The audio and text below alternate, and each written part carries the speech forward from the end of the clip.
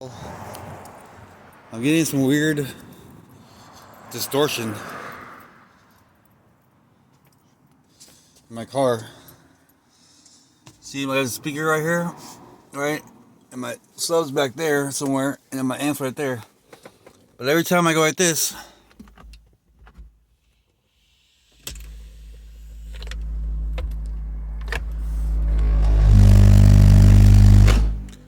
see it? When I turn it, open the damn thing up, it makes a bunch of noise.